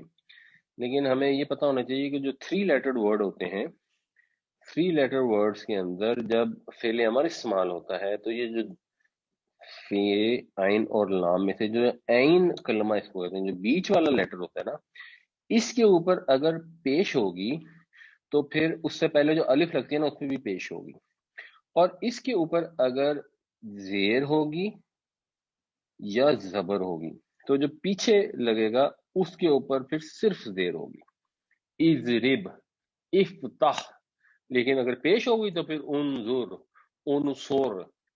तो उनजुर देखो, कैफा यफ्तरून अलल्लाहिल कज़िब, तो देखो कैसे झूठ बांध रहे हैं अल्लाह के ऊपर। क्या झूठ बांध रहे हैं? ये पीछे बात गुजरी है कि हम बड़े पाकीज़ा हैं, हम बख्शे बख्शाए हैं, हम क्योंकि इब्राहिम की नस्ल में तो हमने तो जाना ही जाना जन्नत में। ये शिरक है। और अगर हम ये कहेंगे कि हम तो हुजूर की उम्मत में, हमने तो जाना ही जाना जन्नत में, तो ये अल्लाह पे झूठ बांधना है। या तो अल्लाह से कोई वादा लिया हुआ है तो दिखा दो कहाँ है वादा, क्योंकि अल्लाह अपने वादे के तो हरगिज़ खिलाफ नहीं करेगा। या अल्लाह पे मुताल्लिक ऐसी बात करते हो जिसका इल्म नहीं रखते। تو یہ جو جھوٹ باندھ رہے ہیں وَكَفَى بِهِ، وہ کافی ہے، یہ بِهِ کی جو ہے یہ اس کی طرف ہے، تو وہ کافی ہے۔ اب پھر کس چیز کے لیے کافی ہے؟ وہ آگے تمییز آ رہی ہے، یہ نصب میں ہوتی ہے پھر تمییز۔ اتمم مبینہ، کھلا سری گناہ ہونے کے لیے تو یہ بات کافی ہے کہ انہوں نے اللہ پہ یہ جھوٹ کر دیا کہ ہم کیونکہ یہودی ہیں، ہم غلط کام بھی کریں گے تو ہم نے تو جنت میں جانا ہے، یہ غیر یہودی ہے، یہ چاہے صحیح کام بھی کر لے گا اس نے جنت میں جانا ہے۔ یہ جھوٹ کھڑا انہوں نے۔ آج ہم بھی اگر یہ کہیں کہ جی بس مسلمان نے تو ہر حال میں جنت میں جانا ہے چاہے ہم غلط کام بھی کریں، تو یہ اس طرح کا جو جھوٹ ہے یہ سری گراں ہونے کے لیے یہ بہت ہے۔ انظر کیف یفترون علی اللہ الکذب وکفی بہ اثما مبینا، دیکھو تو کیسے جھوٹ گھڑ رہے ہیں وہ اللہ کے اوپر، اور یہ کافی ہے سری گناہ ہونے کے لیے۔ الم تر الی الذین اوتوا نصیبا من الکتاب، پھر وہی جو آیت نمبر 44 میں الفاظ معلوم وہیں سے شروع ہے۔ کیا غور کرو ذرا ان لوگوں پر جن کو دیا گیا کتاب میں سے کچھ حصہ، یؤمنون بالجبت، جبت کہتے ہیں سپرسٹیشنز کو، تو جادو، ٹونے، نجومی، رمل، یہ جو اس طرح کی چیزیں ہوتی ہیں نا، یہ سب جو ہیں یہ جبت اس کو کہا جاتا ہے اسلام کی، اور یہ یہودیوں میں کامن تھا، اور انہوں نے حضرت سلیمان علیہ السلام کے دور سے اس کو ریلیٹ کرتے تھے، جس کو پھر سورہ بقرہ میں ہم ڈسکس کر کے آئے ہیں کہ یہ انہوں نے حضرت سلیمان میں جھوٹ باندھتے ہیں کہ انہوں نے ہمیں جادو شادو سکھائے۔ بدتاغوتی، تاغوت جو ہے وہ کوئی بھی ایسی چیز جو طغیان کرے، جو حد سے گزر جائے، اپنی جائز حد سے تجاوز کر جائے، بندگی کی حد سے نکل جائے، خدا حکم دے وہ اس کو نہ مانے، اور الٹا لوگوں سے کہے کہ میری بات مانو، میری بندگی کرو، تو اس کو کہیں گے تاغوت۔ یہ بھی ہم نے ڈیٹیل میں پیچھے ڈسکس کر لیا۔ وَيَقُولُونَ لِلَّذِينَ كَفَرُوا، اور وہ کہتے ہیں ان لوگوں سے جنہوں نے کفر کیا، ہَؤُلَاءِ أَهْدَىٰ، کہ یہ زیادہ ہدایت یافتہ ہے، اہدا افعال التفضیل ہے، من الذین آمنوا، ایمان والوں سے، یہ پھر سبیلاً جو ہے یہ تمیز ہے، کس لحاظ سے ہدایت یافتہ ہے؟ راستے کے لحاظ سے، یعنی سیدھے راہ پہ چلنے کے لحاظ سے یہ زیادہ ہدایت پر ہیں۔ یہ بھی بات ان کی شرک میں ان کو شامل کر دیتی ہے کہ ایک آدمی شرک کر رہا ہے، اوپن بتوں کی پوجا کر رہا ہے، اور وہ جو یہودی لوگ تھے جب وہ ابو سفیان اور ان لوگوں سے ملتے تھے اور ڈسکشنیں کرتے تھے، کہتے تھے یار ان مسلمانوں سے تو تم زیادہ ہدایت یافتہ ہو۔ مطلب ایک واقعہ بھی بیان کرتے ہیں کہ کعب بن اشرف تھا، یہ کوئی آیا تو حضرت ابو سفیان اس وقت کعب مشرک تھے، تو ان کے پاس آیا، ان نے پوچھا تم کیا عمل کرتے ہو؟ انہوں نے کہا جی ہم حاجیوں کو پانی پلاتے ہیں، کھانا کا خدمت کرتے ہیں، یہ کرتے ہیں، وہ کرتے ہیں، فلاں کرتے ہیں۔ تو ان کا ہاں یار تمہارا دین زیادہ سچا ہے ان کے مقابلے میں جو مسلمان ہوں گے، حالانکہ مسلمان توحید پرست تھے۔ تو کوئی کسی توحید پرست کو جب کمپیئر کرے مشرک سے اور اس کو یوں کہے اور ان کے ساتھ پارٹی بنا لے، تو یہ چیز بھی ایک طرح سے ان کو مشرکوں کا ساتھی کر دیتی ہے۔ تو اس سینس میں ان کو بتایا جا رہا ہے کہ اللہ تعالیٰ شرک کو بھی معاف نہیں کرے گا، ان مشرکوں کو نے اگر شرک میں مار گیا معاف نہیں کرے گا، اور تم بھی ان کے ساتھی بنو گے تو تم بھی ان میں شمار ہو جاؤ گے۔ أَلَمْ تَرَ إِلَى الَّذِينَ أُوتُوا نَصِيبًا مِنَ الْكِتَابِ يُؤْمِنُونَ بِالْجِبْتِ وَالطَّاغُوتِ وَيَقُولُونَ لِلَّذِينَ كَفَرُوا هَؤُلَاءِ أَهْدَىٰ مِنَ الَّذِينَ آمَنُوا سَبِيلًا، کیا دیکھا تم نے نہیں ان لوگوں کو، یا ذرا دیکھو تو ان لوگوں کو جنہیں دیا گیا کتاب الہی کا ایک حصہ، وہ ایمان رکھتے ہیں جبت اور طاغوت پر، یا وہ عقیدہ رکھتے ہیں جبت اور طاغوت کا، اور وہ کہتے ہیں کافروں سے کہ یہ زیادہ ہدایت، ویسے یہاں غالباً اس کا مطلب کہ متعلق بنے گا، اور کہتے ہیں کافروں کے متعلق، یعنی ایک آپشن اس میں متعلق کی ہوتی ہے تو وہ بھی مطلب یہاں ہو سکتا ہے، بلکہ شاید زیادہ سوٹیبل ہو۔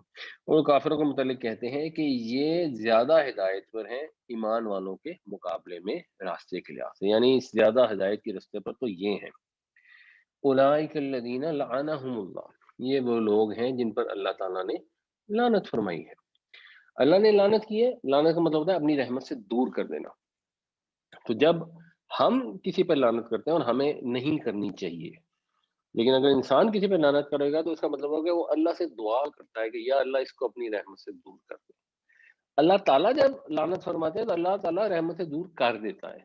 یہ جب کانٹیکسٹ کے حساب سے ورب کے میننگ چینج ہو جائیں گے۔ بالکل اسی طرح جب اللہ تعالیٰ فرماتے ہیں ان اللہ و ملائکتہ یصلون علی النبی، تو اللہ اور اس کے فرشتے، اس کا مطلب ہے کہ اللہ تعالیٰ رحمتیں بھیجتا ہے نبی کریم صلی اللہ علیہ وسلم کے اوپر، اور فرشتے رحمت کی دعا کرتے ہیں اللہ سے کہ اللہ حضور پر رحمتیں بھیج۔ تو ہم بھی جب کہتے ہیں تو ہم بھی ایکچولی ہمارے تو خیر ہمیں جو نبی کریم صلی اللہ علیہ وسلم نے تعلیم دی وہ تعلیم ہی ہے، اللہم صلی علی محمد، یا اللہ رحمتیں بھیج۔ ہم خود سے جو مسنون میرے خیال میں ہے اس میں کہیں خود سے نہیں ہے کہ ہم خود سے کہے ہوں کہ یعنی جب بھی ہم کہیں گے صلی اللہ علیہ وسلم، اللہم صلی علی محمد، یہ اگر کوئی کہہ لیں تو وہ ٹھیک ہے، ویسے مطلب الصلاۃ والسلام علی محمد بھی ٹھیک ہے، اس میں کوئی مسئلہ نہیں ہے، بٹ بہتر تو زہرا وہ جو حدیثوں میں آیا اور اللہ کے نبی نے ہمیں سکھایا، اور درود ابراہیمی سب سے بہتر درود ہے کہ حضور نے نماز کے لیے ہمیں وہ درود سکھایا۔ تو لعنت جو ہے اللہ نے ان پہ لعنت کر دی، یعنی اللہ نے ان کو اپنی رحمت سے دور کر دیا۔ وَمَن يَلْعَنِ اللَّهُ، اور جس کو اللہ لعنت کر دے، فَلَن تَجِدَ لَهُ نَصِيرًا، تو پھر تم نہیں پا سکتے، تمہیں نہیں ملے گا ان کا کوئی بھی مددگار، پھر کوئی مددگار ہو ہی نہیں سکتا۔ جس پہ اللہ لعنت کر دے وہ تو پھر ایسے ہے جیسے ایک درخت ہے جس کی جڑ ہی کٹ گئی، اب آپ اس کو پانی دیتے رہے اتنا بڑھ گئی، وہ پانی اس درخت کو کوئی فائدہ دے ہی نہیں سکتا، وہ جڑ ہوگی تو پانی کو چوس کے اس کو فائدہ ہوگا۔ جب اللہ تعالیٰ سے کنیکشن اتنا کٹ گیا کہ اللہ نے اپنی رحمت سے دور کر دیا، تو بس دنیا میں اللہ نے دیا ہوا ہے جو بھی لوگوں کو فائدہ، وہاں جا کے کچھ نہیں ملے گا۔ اور یہاں پر یقیناً یہودیوں کی بات ہو رہی ہے کہ اللہ نے ان پر لعنت کر دی، اللہ نے انہیں اپنی رحمت سے دور کر دیا۔ ہمیں یہ دیکھنا ہے کہ جو کام یہودی کرتے تھے ہم تو نہیں کرتے، جس ڈٹائی کا، سودی کاروبار کا، فقہ کے اندر قانون کی ٹانگ توڑ کے اپنے مطلب پورے کرنے کا، ہر چیز کے فتوے دینے کا جو انہوں نے طرز عمل اختیار کیا تھا، کہ ہمارا تو وہ نہیں ہے۔ اگر ہمارا وہ ہوا تو جو سے ان پہ اللہ کی رحمت سے دور ہوئی ہم بھی دور ہو جائیں گے۔ اس کو میں دیکھنی دوں، ہمیں یہ خام خیالی قطر نہیں ہونی چاہیے کہ وہ تو یہودی ہیں، وہ تو بنی اسرائیل میں سے تھے، ہم تو بنی اسماعیل کے ماننے والوں گے تو اس لیے ہم تو بخشے جائیں گے، وہ جہنم میں چلیں گے۔ نہیں، یہ قرآن شریف نے بار بار واضح کیا ہے کہ جو نیک عمل کریں گے وہی جائیں گے جنت میں۔ اولئک الذین لعنہم اللہ ومن یلعن اللہ فلن تجد له نصیرا، یہ وہ لوگ ہیں جن پر لعنت کر دی اللہ نے، اور جس پر اللہ لعنت کر دے پھر تم اس کا کوئی مددگار نہ پاؤ گے۔ ام لہم نصیب من الملک، کیا ان کے پاس کوئی حصہ ہے اختیار میں، کیا کوئی اقتدار ہے ان کے پاس؟ فَإِذَن، تو تب، یہ اذا کا مطلب ہے نا جب تب، تو اس صورت میں لا یؤتون الناس، یہ نہیں دیں گے لوگوں کو، یہ نہیں دینا چاہتے لوگوں کو، یہ نہیں دیتے لوگوں کو، یہ دینے کو تیار نہیں لوگوں کو، نقیرہ، تو یہ نکیر بھی دینے کو تیار نہیں ہے کہ ان کے پاس جو اللہ تعالیٰ کا فضل انعام ہے اس کا کوئی ان کے پاس اختیار موجود ہے جس میں سے اب انہوں نے فیصلہ کرنا ہے کہ ہاں جی یہ بنی اسماعیل والے ہیں تو ہم نے ان کو نہیں دینا، جو ان کو اس چیز کی حسد تھا کہ نبی کریم صلی اللہ علیہ وسلم بنی اسماعیل سے کیسے تشریف لے آئے۔ نقیر کیا ہوتا ہے؟ اگر آپ کھجور کی، وہ تو ایک وہ سائڈ تھی نا جس سائڈ پر دھاگا ہوتا ہے، اس کی دوسری والی اگر آپ سائڈ دیکھیں گے تو یہاں پر ایک چھوٹا سا سوراخ ہوتا ہے، یا آپ کسی بھی کھجور کی گٹھلی کو کھولیں گے تو جنرلی آپ کو نا یہاں پر یہ سوراخ سا نظر آ جائے گا، بالکل جیسے کوئی کسی نے ٹھونگے مار کے سوراخ کیا ہوا ہے۔ تو یہ جو ہدہد بھی جیسے سوراخ کرتا ہے نا اس کو بھی نکیر کا لفظ ہے۔ تو یہ جو کھجور کی گٹھلی میں یہ باریک سا تل کے جتنا جو سوراخ ہے اس کو کہتے ہیں نکیر۔ تو وہی ہم رائی برابر اس کا ترجمہ کر لیں، کچھ بھی کر لیں، تل بھر کر لیں، تو ان کے پاس کوئی اختیار ہے، کوئی اقتدار ہے جس میں سے یہ لوگوں کو کچھ بھی دینے کو تیار نہیں۔ ام لہم نصیب من الملک فإذا لا يؤتون الناس نقیرا، کیا کچھ دخل ہے ان کو بھی کچھ حصہ ہے ان کا بھی اختیار اقتدار میں جو یہ لوگوں کو کچھ بھی دینے کو تیار نہیں. ام یحسدون الناس، یا یہ حسد کرتے ہیں لوگوں سے. اصل بات یہ ہے علی ما آتاہم اللہ من فضل، اس چیز کے اوپر جو اللہ نے ان کو بخشی اپنے فضل سے، جو اللہ نے فضل ان پہ کیا مسلمانوں کے اوپر. حضرت محمد صلی اللہ علیہ وسلم کو نبوت عطا فرما کر آپ کے ساتھیوں پر جو بنی اسماعیل میں سے تھے ان پر فضل کر دیا، اس کا حسد ہے ان کو. فقد آتینا آل ابراہیم الکتاب والحکمہ، بس ہم نے عطا کی آل ابراہیم کو کتاب اور حکمت. آل ابراہیم بنی اسرائیل بھی تھے، بنی اسماعیل بھی تھے. بنی اسرائیل یعنی حضرت یعقوب علیہ السلام کی اولاد تھے، اور بنی اسماعیل یعنی جو حضرت یعقوب کے چچا کی بنتے ہیں ان کی اولاد میں سے تھے. دونوں آل ابراہیم ہیں. پہلے آل ابراہیم میں سے بنی اسرائیل کو کتاب اور حکمت دی گئی، اور وَآتَيْنَاهُمْ مُلْكًا عَظِيمًا، اور ان کو ہم نے دیا عظیم سلطنت، بڑی بادشاہی وہ بھی ان کو دی گئی. اور اس میں سب سے بڑی جو اگزامپل تھی وہ حضرت سلیمان اور حضرت داؤد علیہ السلام کی تھی. اب یہ ان کے حسد کی وجہ سے یہ اس میں شریک نہیں ہو پا رہے. یعنی اگر وہ بھی مسلمان ہو جاتے تو وہ آل ابراہیم میں شامل ہو جاتے، لیکن اب وہ پھر وہ حسد کی وجہ سے پیچھے رہ گئے، گنے چنے لوگ ان میں سے مسلمان ہوئے. تو اب یہ کتاب اور حکمت مل گئی آل ابراہیم میں سے بنی اسماعیل کو. اور اگر ان کو کتاب اور حکمت ملی ہے تو یہ یہودیوں کو بھی اچھی طرح پتا تھا کہ اب بادشاہی بھی ان کو ملے گی. اس وجہ سے ان کو اور زیادہ جلن تھی، کیونکہ ان کو پتا تھا کہ اب یہ نبی ادھر آ گئے ہیں تو اب انہی کا سکہ چلے گا، تو ہمارا قبیلہ چھوٹا ہو جائے گا. اس عصبیت کی وجہ سے وہ انکار کرتے رہے اور پھر ذلیل و خوار ہوئے اور بہت زیادہ ہوئے. اور کچھ ہی عرصے میں یعنی مدینہ میں پہلے ان کا بہت زور تھا، سارے جو مدینے کے مشرک تھے ان کو عقل مند سمجھتے تھے، ان سے فیصلے کرواتے تھے، اور کرتے کرتے چند سالوں کے اندر یہ ہوا کہ یہودی سب کے سب وہاں سے نکالے گئے، بہت سارے مارے گئے، خود ہی مر کھپ گئے، اور سارا ان کا زور شور ٹوٹ گیا اور وہ بالکل ذلیل و خوار ہو کے رہ گئے. تو پھر وہی والی بات سوچنے والی ہے کہ ہوا کیا کہ جو آل اسماعیل تھے ان کو جب کتاب اور حکمت ملی تو انہوں نے اس کو شکر گزاری کی، اس کا جو شرف ان کو ملا انہوں نے اس کا حق نبھایا. تو جب اللہ تعالیٰ کسی کو کتاب حکمت کی نعمت دے دے، قوم سچی شکر گزاری کے ساتھ اس کو قبول کر لے، تو پھر اس کا لازمی یہی ہوتا ہے کہ آگے پھر امامت، خلافت، بادشاہت، وہ سارا کچھ اس قوم کو بھی مل جاتا ہے. تو ام یحسدون الناس علی ما آتاہم اللہ من فضلہ فقد آتینا آل ابراہیم الکتاب والحکمت وآتیناہم ملکا عظیما. کیا وہ حسد کرتے ہیں لوگوں سے اس وجہ سے جو فضل کیا اللہ نے ان پر، اس وجہ سے کہ جو بخشا اللہ نے ان کو اپنے فضل میں سے. بس ہم نے بخش دی آل ابراہیم کو کتاب اور حکمت، اور ہم نے بخش دی ان کو بڑی بادشاہت. یہ جو دوبارہ ہے نا اور ہم نے دے دی، اس میں مزید ایمفسس ہے، کیونکہ یہودیوں کو ظاہر سی بات ہے دنیا کی تو بہت زیادہ وہ حرصی. ٹھیک ہے، ہر ایک کو دنیا کی خواہش ہوتی ہے، اور کوئی دنیا کی خواہش اچھے مقصد کے لیے ہونا کوئی اتنا برا بھی نہیں ہے، لیکن ان کو یہ بہت ہی زیادہ، اس لیے اس میں ذرا اعادے میں ایک بڑی وہ اس کو کہتے ہیں نا انٹلیکچوئل ڈیلیکیسی ہے. فَمِنْهُمْ مَنْ آمَنَ بِهِ، پھر ان میں سے ہیں جو اس پر ایمان لے آئے. یعنی مطلب ایک تو یہ ہو سکتا ہے کہ آل ابراہیم میں سے جو بنی اسرائیل ہے وہ ایمان نہیں لائے اور بنی اسماعیل لے آئے، یہ مطلب ہوگا. اور ایکچولی شاید غالباً سے زیادہ بہتر مطلب کہ اب جو بنی اسماعیل کو یہ مل گئی کتاب اور حکمت، تو اب بنی اسماعیل میں سے کچھ لوگ ہیں جو اس میں ایمان لے آئے، اور وَمِنْهُمْ مَنْ صَدَّ عَنْهُ، اور کچھ لوگ ہیں جو اس سے رک گئے. صدّا کا مطلب روکنا اور رکنا دونوں ہوتے ہیں، لیکن یہاں کانٹیکٹ سے رکنا مفہوم محسوس ہوتا ہے. تو کچھ ہیں جو رک گئے، یعنی جو مشرکین مکہ اس وقت تک ایمان تو نہیں لائے تھے جس وقت یہ آیتیں نازل ہو رہی تھیں. وَكَفَىٰ بِجَهَنَّمَ سَعِيرًا، تو کافی ہے بھڑکتی ہوئی جہنم.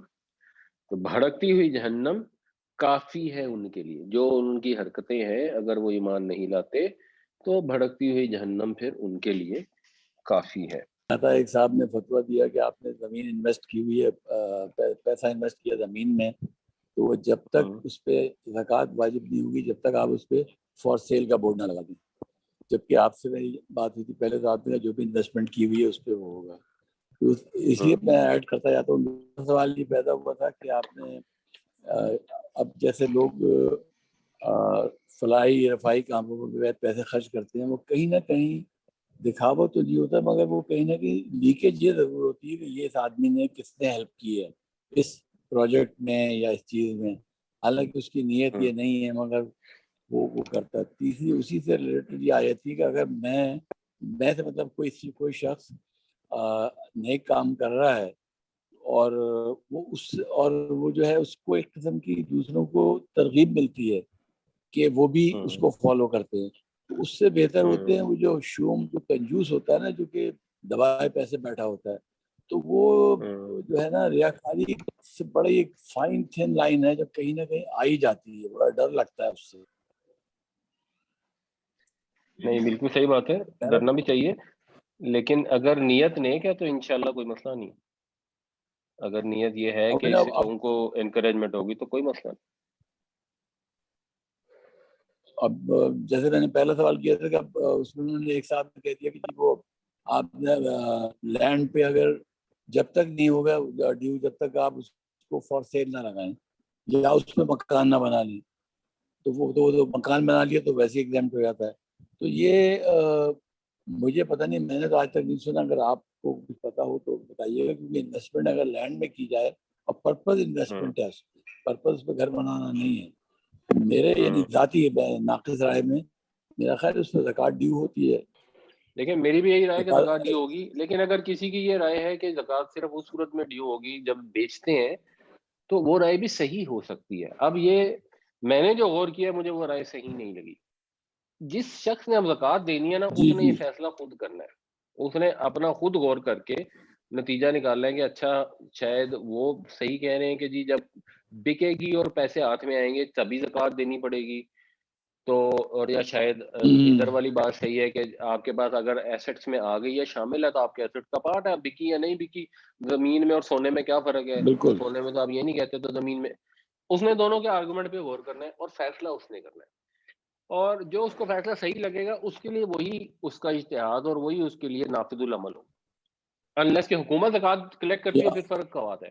اب کیونکہ ہم نے خود دینی ہے تو اس میں تو بالکل ہی فیصلہ انسان نے خود کرنا ہے, لیکن وہ فیصلہ اس لیے نہیں ہونا چاہیے کہ میرے پیسے بچ جائیں گے, فیصلہ اس لیے ہونا چاہیے کہ صحیح بات کیا. اس میں کچھ لاجک یہ لے کے آتے ہیں کہ آپ کا پلاٹ تو ہے اور انویسٹمنٹ کا ہی ہے, کئی دفعہ آپ کا کیش نہیں ہوتا. تو میرا ذاتی اس میں رائے ہے کہ باقی آپ کو آج کیش نہیں ہے تو آپ اس کو جسے کہتے ہیں نا پیبل میں رکھیں کہ آپ نے پے کرنی ہے یہ, اور جب بھی وہ آپ کے پیسے ہوں یا اکروول تو اکروول میں رکھے اس کو. یہ میری ذاتی رائے ہے, میں اس پہ صرف لاجک پہ جا رہا ہوں میں. اور اس کے بعد جب وہ پیسہ آپ کے پاس ہو, جب پے کر دیں یا آپ زمین بیچنے لگیں تو جتنے سالوں کی ڈیو ہے اس میں سے نکال دیں. کیا یہ میری سوچ صحیح آپ کو لگ رہی ہے؟ میری بھی رائے بالکل ایگزیکٹلی یہی. کوشش کریں کہ جلدی دے دیں, کسی وجہ سے کرو ہو گئی 1-2-3 سال تو امید ہے اللہ تعالیٰ معاف کرے گا, لیکن تو نوٹ ضرور کریں تاکہ وارثوں کو پتا ہو کہ اتنی زکوٰۃ دینے والی پینڈنگ ہے. جیسے آپ نے بتایا اللہ تعالیٰ نے ہمیں قرآن کے تھرو, سنت کے تھرو, حضور پاک صلی اللہ علیہ وآلہ وسلم ان کے تھرو ہمیں جو سمجھائی ہیں باتیں وہ سب برحق ہو گئیں. اس کے بعد اگر کوئی فتویٰ دیتا ہے کوئی صاحب, تو ہمیں اگر وہ ہمارے دل کو نہیں لگتا, ہمیں لگتا ہے کہ وہ صحیح نہیں ہے, تو ہم اپنی سوچ کو فالو کریں. رائٹ؟ نہیں, سوچ کو نہیں فالو کرنا. دیکھیں جنہوں نے فتویٰ دیا نا انہوں نے کسی نالج کے بیس پہ دینا ہے فتویٰ, تو ان کے آرگومنٹ آپ دیکھیں کیا ہے کہ وہ قرآن حدیث سے کوئی ریفرنس دے رہے ہیں. پھر آپ دوسری علماء بھی ہوں گے جنہوں نے دوسرا فتویٰ دیا ہوگا, ان کے بھی آرگومنٹ دیکھیں, ان دونوں کے آرگومنٹ کی بیسس کے اوپر پھر حق بات کو فالو کریں. یہ نہیں کہ میرا دل یہ چاہتا ہے کہ نماز کی سزا نہیں ہونی چاہیے تو یہ نہیں فالو کر سکتے. ٹھیک ہے. اچھا رضوان صاحب, یہ جو انہوں نے زکوٰۃ والی بات کی, پراپرٹی اور اکروول والی آپ لوگوں نے بات کی, یہ اگین یہ مجھے تھوڑا میں اس پہ سوچتی رہتی ہوں. جیسا میری سورس آف انکم صرف میری جو سیونگز ہیں وہ ہیں جو میں نے اپنی طرف سے اسلامک پروڈکٹ میں رکھی, لیکن میرے دل میں کھٹکا ہے کہ یہ سود پھر بھی اسی طرح, کیونکہ وہی سسٹم ہے, سسٹم تو وہی چل رہا ہے, بینکنگ سسٹم جو ہے سود کا, تو اس میں سے بس وہ کھٹکا ہوتا ہے کہ دل میں کہ یہ جو بھی جہاں بھی انویسٹمنٹ کر رہے ہیں जैसे भी कर रहे हैं, probably वो window dressing है हमें जो दिखाया जा रहा है, उसका नाम दे दिया किसी इस्लामिक प्रोडक्ट का। लेकिन फिर मुझे अभी 1.5 साल 2 साल हो गए हैं ये रिटर्न मंथली बेसिस पे मिल रहा है। रिजवान साहब, तो मुझे एक चीज की बहुत खुशी हो रही है कि मैं इसके ऊपर साथ साथ ज़कात निकाल रही हूँ, और मेरे सब मुलाजिम हैं, औरतें हैं जो आती हैं इधर, जिस मैं नई जगह जहाँ शिफ्ट हुई हूँ, तो ये पहाड़ी इलाका है और ये बहुत दुनिया से दूर है, मतलब इनको ये भी नहीं पता कि यहूदी कौन है, हिंदू कौन है, मतलब इस तरह ना बहुत ही अपने एक शेल में रहते हैं। और बहुत सी औरतें बच्चे हैं जिनको हेल्प की जरूरत थी, तो थोड़ा बहुत जो भी, मैंने तो खैर फर्ज है ज़कात देनी थी, तो मुझे हो रहा है कि साथ साथ इतने लोगों की हेल्प हो जाती है, बजाय इसके कि मैं अगर कोई प्रॉपर्टी लेती, जो मेरे लिए बहुत मुश्किल है मैनेज करना है, क्योंकि आजकल इतना फ्रॉड है, and being a single parent mother, तो मैं कहाँ कहाँ अपने बच्चे के साथ इन लोगों से डील करती फिरूंगी, किराएदारों से और जो भी, और उस पर इतना रिटर्न भी इतनी अमाउंट पे नहीं मिलना था। लेकिन इससे मुझे खुशी हो रही कि मेरा साथ साथ ज़कात निकल रही है, मैं हर साल देती हूँ, लेकिन मैं महीने महीने कुछ ना कुछ उसमें से रिटर्न में से देती रहती हूँ, तो उससे लोगों की हेल्प हो रही है। एज अपोज टू अगर मैं एक प्रॉपर्टी ले लेती तो वो बेचते तो होता है, या मैं रेंट में से थोड़ा देती, वो भी हो सकता है।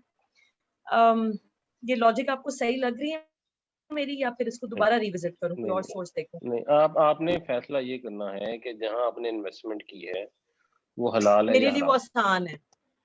अच्छा, नहीं, आसान नहीं, आसान की बेस पे फैसला नहीं करना, आपने हलाल या हराम की ठीक बेस पे है। फैसला करना। अगर वो हराम है तो वो गलत है, चाहे अब आप उससे बाद में ज़कात दे दें, ज़कात के अलावा चैरिटी भी कर दें, तब भी हराम ठीक है, हराम ही रहेगा। तो आपने डिसीजन उस बेसिस पे ठीक करना है, है, आप उसका एनालिसिस करें।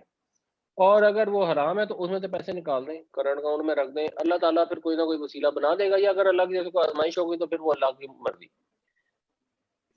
ठीक ये है। एंड यूज या आसानी जो है ना, वो उसको जस्टिफाई नहीं करती कि अगर हम हराम को अप्लाई, वो जस्टिफाई वहां करती है ना बहुत मजबूरी हो जाए, यानी बिल्कुल आप मतलब बिल्कुल ही सोर्स ऑफ इनकम ही ना हो, तो आप कहें मैंने वहां रख दिया और सूद पे रख दिया, बस ठीक है मैं क्या कहूँ। अभी ये बात हो रही थी जी। कि लैंडेड प्रॉपर्टी में जो इन्वेस्टमेंट है सर, हम्म, हमारे हिस्टोरिकली कहाँ का हमारे मुल्क में लैंड की वैल्यू कम होती नहीं है, वो तो कैपिटल गेन मिलते रहते हैं बिल्कुल। हर हाल में। हर अथॉरिटी आप बता सकते हैं ज़कात तो देनी चाहिए। अब अगर कोई बंदा नहीं करता किसी और जगह इन्वेस्ट, तो वहाँ लॉस एंड गेन का चांस होता है, और प्रॉपर्टी में तो होता ही नहीं है। हमारी हिस्टोरिकली 70 साल की हिस्ट्री में ज़मीन की कीमत कभी कम नहीं हुई, तो बल्कि अगर वो जनरली बहरहाल आपसे ही पूछ रहा हूँ कि कैपिटल पे दे नंबर जमीन पे दे, अगर हमारे कानून फिक्र के मुताबिक जमीन पे नहीं बनती तो कैपिटल गेन पे तो बनती है ना। मैंने 10 रुपए की जमीन ली, अगले दिन अगले साल 12 रुपए की होगी, इस पे आप पट्टी डाल दो। नहीं, जो आप अगर किसी आलिम से पूछेंगे और उनके ख्याल में जमीन पे ज़कात नहीं है तो वो कैपिटल गेन पे भी आपको एग्जम्प्ट कर देंगे, और जिस आलिम के ख्याल में जमीन पे ज़कात है वो कैपिटल गेन या तो वो तो मार्केट वैल्यू पे कहेंगे ज़कात। तो दोनों राय पाई जाती हैं, मेरे ख्याल में वो राय दुरुस्त है जिसमें ये है कि ज़कात है, अनलेस कि वो जमीन अगर आपने घर बनाने के लिए पर्पज ये कि अपना घर बनाना है और इवेंचुअली आप घर बना के रह लेते हैं उस पर, तो शायद वो एग्जाम्प्ट हो जाए जिस वक्त वो जमीन की फॉर्म में है। बाकी कोई भी जमीन जो इन्वेस्टमेंट पर्पस के लिए रखी है, फ्यूचर नीड्स के लिए रखी है, वो जमीन पे मेरी राय में ज़कात होनी चाहिए, क्योंकि अल्लाह ताला ने ज़कात का मकसद कुरान शरीफ में बताया है कि इसका मकसद ये है कि दौलत जो है तुम्हारे अमीरों के दरमियान गर्दिश ना करती रहे। तो अगर आप ज़कात को और हीरों को एग्जाम्प्ट कर देंगे तो लोग अमीर तरीन होते जाएंगे और ज़कात और हीरे ले लेके रखते रहेंगे, तो फिर उनको तो ज़कात पड़ेगी नहीं, तो वो पर्पस तो सारा डिफीट हो जाएगा। तो इसलिए मुझे तो उस आर्ग्यूमेंट में वजन नजर नहीं आता जो जिस भी आर्ग्यूमेंट की बेस पे उसको ज़कात से एग्जाम्प्ट करते हैं। बट अगेन ये मेरी राय है और ये मेरे ऊपर एप्लीकेबल है, बाकी जिसने भी ज़कात देनी है या नहीं देनी उसने अपना फैसला खुद करना है, दोनों तरफ के आर्गूमेंट सुने और फैसला खुद करना। अभी आपने जी जी करंट अकाउंट की बात की है, अल्हम्दुलिल्लाह के जी जी मेरे बच्चों के सबके अकाउंट करंट अकाउंट ही हैं, लेकिन इसके ऊपर जी भी ऑब्जेक्शन आता है कि अगर आप ठीक है, आप तो अब समझ लिया बड़ी जिम्मा है, लेकिन वो जो भी बैंक है वो ज़ाहिर वो उसका फायदा तो उठा रहा है, पता नहीं वो कैसी कहाँ लगा रहा है, क्या नहीं कर रहा है, तो वो करंट अकाउंट भी उसको इस समझ में आ जाता है कि फिर आपका पैसा जो है ना पता नहीं वो कैसे इस्तेमाल हो रहा है। नहीं, वो आपकी बात ठीक है, इसमें ना फर्क समझना चाहिए, एक होता है सूद का कारोबार और एक है सूद खोर से कारोबार। तो बैंक सूदखोर है, آپ نے اس کے بعد اپنے پیسے رکھے ہوئے ہیں, آپ کو اس میں سیکورٹی سیفٹی ملتی ہے, آپ نے مثلاً بینک میں لاکر رکھا ہوا ہے, آپ اس میں اپنی چیزیں رکھ لیتے ہیں, وہ لوکل کرنٹ چارج کر لیتے ہیں. تو سود کا کاروبار حرام ہے, سود خور سے کاروبار حرام نہیں ہے, پہلی بات. دوسری بات ہے کہ اگر آپ کے پاس کوئی ایسی آپشن ہے جس کے اندر آپ کو بینک میں پیسے نہ رکھنے پڑے اور وہ آپ کے پیسوں کو یوٹیلائز نہ کر لے تو کوئی بات نہیں, آپ وہ بہتر ہے, آپ وہ دوسری آپشن یوز کر لیں. اور اگر ایسی کوئی آسان آپشن موجود نہیں ہے تو اس میں خواہ اپنے آپ کو مشقت میں نہیں ڈالنا چاہیے کہ بینک سے سارے پیسے نکالیں اور کہیں گڑھے کھود کے اس میں سونا لے کے رکھ دیں, یا ضرور سونے میں کنورٹ کریں اور لاکر میں جا کے رکھ دیں. تو وہ ضروری نہیں ہے, لیکن اگر کوئی احتیاط کرنا چاہتا ہے اور تقویٰ کرنا چاہتا ہے تو بس ٹھیک ہے, وہ لے لے, سونے کے سکے لے لے اور لاکر میں رکھتا دے, ان کی ویلیو بھی بڑھتی رہے گی, وہ اس میں بھی کوئی حرج نہیں ہے. جس طرح یہود کے بارے میں ہم نے شرک کے معاملے میں ڈسکس کیا کہ وہ ان کے علماء جو حلال کو حلال کر دیتے تھے, حرام کو حرام کر دیتے تھے, تو وہ بھی شرک میں آتا ہے. اس طرح جو ہماری پارلیمنٹ قانون سازی کرتی ہے اور یہ ہمارا جمہوری نظام ہے, اس کے بارے میں ہم اس سے شرک کے ساتھ کیسے ریلیٹ کریں گے؟ جی, وہ پارلیمنٹ, ہماری پارلیمنٹ سے ایک جو اچھی چیز ہے وہ باقی پارلیمنٹ سے بالکل فرق ہے, اور وہ یہ ہے کہ ہماری پارلیمنٹ میں ایک قرارداد مقاصد جو ہے وہ اس کا پارٹ ہے آئین کا, اور وہ قرارداد مقاصد یہ کہتی ہے کہ جو حاکمیت اعلیٰ اللہ تعالیٰ کی ہے, اور ہم جو بھی قانون بنائیں گے وہ اللہ تعالیٰ کے حکم کی روشنی میں بنائیں گے. اس حد تک وہ پارلیمنٹ ہماری بالکل ٹھیک ہے. اب اگر وہ قانون غلط بنا دیتے ہیں تو وہ ظاہر گناہ بھی ہے, اور اگر اس پر پکے ہو جاتے ہیں اور اس کو ڈیفینڈ کرنا شروع کر دیتے ہیں تو پھر وہ اللہ کے اختیار جو قانون سازی ہے اس کے اندر مداخلت اور شرک میں ڈیفینیٹلی چلی جائے گی. بٹ ویسے جمہوریت میں پرابلم کوئی نہیں ہے, کیونکہ سارے مسلمان ہیں, سب اللہ کو ماننے والے ہیں اور سب اللہ کے حکم کے تحت ہی چلنے کو تیار ہیں. لیکن اگر ان میں کوئی ایک سربراہ بننا ہے تو اس نے کسی طریقے سے تو بننا ہے نا, تو سارے لوگوں کی رائے سے بننا ہے, اور قرآن میں ہی حکم ہے امرہم شورا بینہم, کہ ان کے معاملات ان کے آپس کے مشورے سے چلیں گے. تو جب آپس کے مشورے سے معاملات چلیں گے تو وہ اس کو ہم اردو میں جمہوریت کہہ لیتے ہیں, انگریزی میں ڈیموکریسی کہہ لیتے ہیں.